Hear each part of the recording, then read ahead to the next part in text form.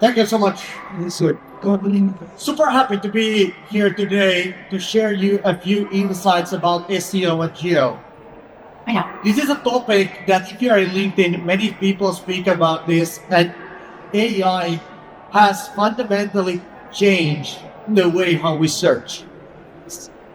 And many people speak about people going to ChatGPT for information or Claude or Gemini, etc.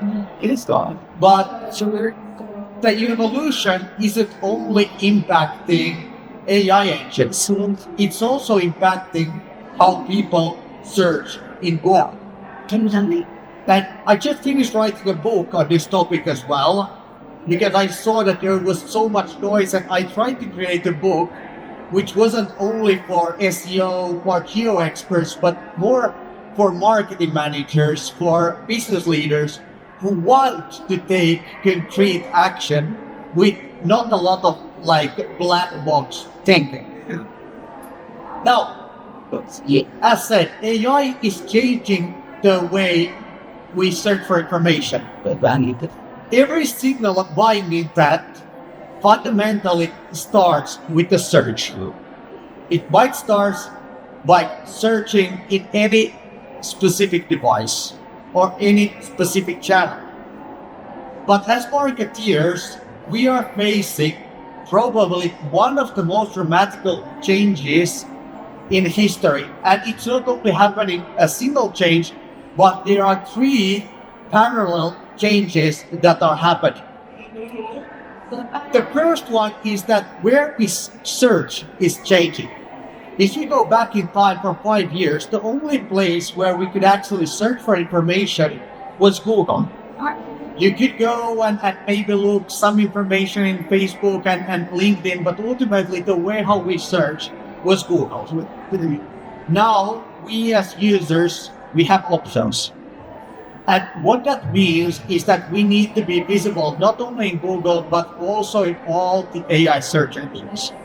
And people have somehow distinct these two to be that, okay, you need to do SEO and GEO, and there's nothing in common with this, but fundamentally they are the same thing. If someone disagrees, I'm happy to debate on this, but by researching thousands of clients, I would agree with data that these two work hand in hand quite closely. Now, there's a lot of information out there saying as well that you should only focus on the LLM engines. And it's true, AI search is booming, it's growing dramatically, but Google is still the main search engine, and you cannot forget SEO. SEO is as important today that it was in the past. And there are claims that Google has lost market share for the first time in human history. That's true. But people forget to mention that at the same time, the amount of searches in Google is still growing. Does it matter if Google loses market share if the total amount of searches is growing? There's even more to win today than there was 2 years ago. At the same time, the stuff that you do to be visible on the LLM engines is valuable for Google as well. Because what I've seen also many people say is that, Google's the number of clicks is going down. And there's few reasons for that. One reason is that there's more zero-click searches. That actually takes up clicks away. But we have 1,500 clients, and we see the amount of clicks going up every single month. Because the problem is not that clicks are going away. The problem is that people have been optimizing the searches or the websites on the way that it worked a few years ago. As said, the way how we search has changed. Not only the channels, but only how we check or how we search. Now, if you think about for your own search behavior, and you search, let's say, for SEO strategies or the best restaurant in Helsinki, probably many of you searched this way a few years back. But what the AI engines have educated us to do They educated us into something that we didn't know a few years ago, which is called prompting. We don't type like, how many of you would actually go and write on this ChatGPT best restaurant Helsinki? It's 3 keywords. No one searches it this way in AI anymore. People go and they ask a question. They ask the question exactly the same way that they would chat on a friend with WhatsApp. They just now do the same in Google. So what we've seen is that people are prompting Google as well. The amount of long tail searches is dramatically increasing, and most of the companies investing in long tail searches is getting high returns on it. The problem now, what it kind of brings to the table is that if you focus on having a few like hit-turn pieces of content, they are getting a decline and you are losing traffic. Top of that. Today, if you think like how could you search now for the best restaurant in Helsinki, you could ask what's the best restaurant to go on a date, what's the best restaurant to spend the evening with friends. You can ask the exact same search intent in so many different ways. The problem is that you also need more content to be able to comply with the today's like search demand. You need to have more visibility with more content. Now, how do you get there? And like there's questions which I many times face, like does Google penalize for AI generated content? Google has in their own website a statement that they don't care how the content is produced as long as it's high quality. And it follows the EAT principle, which means that if you're a restaurant, you cannot write anything about sunglasses. You need to be serving the user intent. But the third thing, which also wins, is now optimizing and having high quality content that answers questions. Yes. Because from my point of view, and many people have asked me, so what if Google declines? How does it impact, for example, our business? Like for me, it honestly doesn't matter because geo is there. People will always need information. And the cool part about this is that this is the best time ever in the probably business history that the Google market or the search market is being redistributed. So as they usually say, the best day to plant the tree was yesterday and the second best is today. I think that everyone should address this. Now, the question that many people usually have is like, how do I get started? What do I need to consider? What are all the risks involved? And yes, there are risks. You need to follow a process. You cannot just like take hundreds of pieces of content and just like bulk publish because that's spamming. You need to do this programmatically and you need to do it smart. Now, if you go to the path where you decide that, okay, I want to generate more content, the problem with humans or AI is that you will create a lot of content waste as well.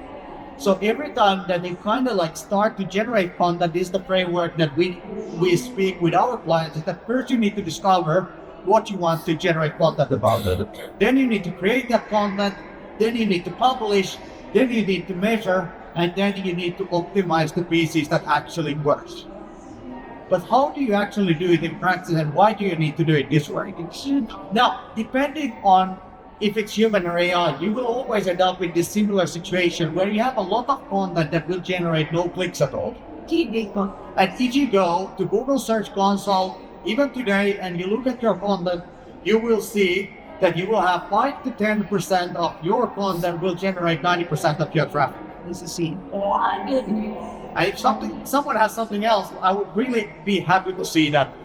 Seeing thousands of these, like this happens with 99% of all the cases. Then you will have some pieces of content that generate some traffic, but most of the content won't generate anything.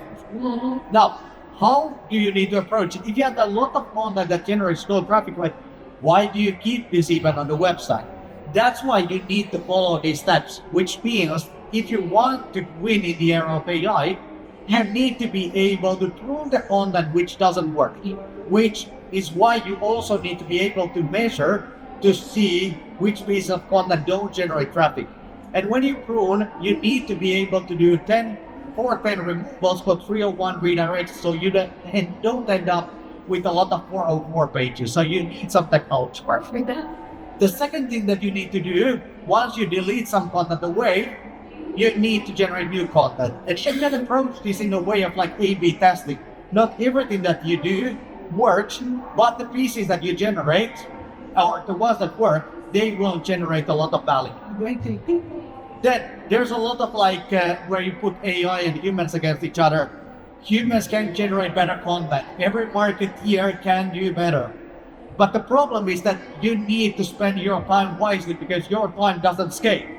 So what you need to spend your time to do is to see the content that is promising, which is ranking, like let's say in Google, for example, positions 5 to 10. How do I optimize these to be better? See who is ranking about me, what do they have on their content, and how do you optimize this? And of course, today you can use AI to leverage this. You just need to have the right agentic approach in place. And then you fine tune the pieces of content that generate a lot of traffic. Because when you have 3,000 visitors, for example, on the single page, you want to make sure that that page also converts. Ultimately, like not many marketeers even care about the traffic, the ultimate numbers, the leads and the ROI that you are able to get. But it actually starts from the traffic. Once you have the traffic to the website, the next stage then is that you want to convert. And you will always need like humans there as well. So that's why from my point of view, the best way to do SEO or GEO is to combine the best pieces of a human and AI together, not put them against each other, that human or AI, but human and AI together. Because that combination will beat any single marketeer or any content writer because that scales. And then ultimately, this is not a one-time thing that you do. You need to do this constantly over a certain period of time to make this actually work. And the way how we look at this is a bit like on the old days, if you went fishing, you would put a hook in the water and hope that people would catch the fish or then throw in the net. How many of you think that it's a better way to throw the net on the water, pick the fish, and then decide which fish you want to keep? Okay? So the ones that see that actually generates value, I would recommend, and if you want to have a deep dive on how can you actually approach this with agentic, our stand is there. You can have a chat with the team. And I've also just finished a book, which it's called Never Miss a Search, which combines SEO, GEO, and SEA in business terms. There's no like expert jargon within it. It's purely about like how can you as a marketeer without all the technical skills actually go in and start doing this. The written copy will be out in a few weeks. You can get a copy from there during next week online. And also the team here will scan your badges if you want a written copy of it, and we will then ship that over to you. I hope that will give you a lot of knowledge and it gives you like step-by-step guidance on how to really master SEO and GEO, not only in the short term, but also on the long term. Thank you.